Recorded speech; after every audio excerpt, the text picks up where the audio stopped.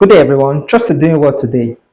Welcome to this week's stock update. So, finally, the market ended its 7-week winning streak last week, closing lower at 249K. Now, the good news is ASI held firmly above 245K, indicating underlying strength, despite the recent weakness.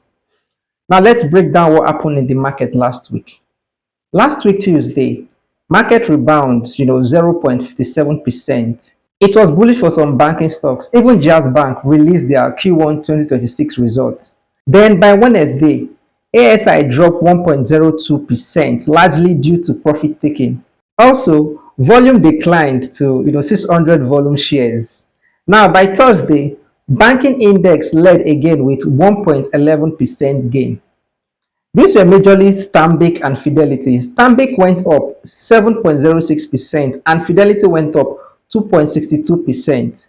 Now, by Friday, speculative stocks like academic press, university press led gainers. So that didn't really move ASI. Eventually, ASI closed the week at 249K, ending 7-week winning streak with 0.25 loss last week. Well, all hope is not lost, but at this point, the NGX is trading in tight 249K to around 252K range, which is essentially confirming ASI is consolidating. Now let's just hope ASI never close below 245K before this week runs out. Of course, some investors will continue to sell off, to take profit to celebrate the Easter holiday this week. Well, for you, consider partial position on dip and begin to watch out for Q2 earnings announcement. Now, let's see my stock recommendation for this week.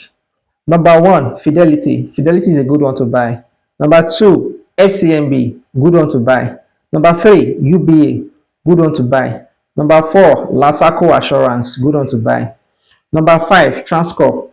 Transcorp, accumulate Transcorp. Number six, Champs, accumulate Champs. Number seven, Owando.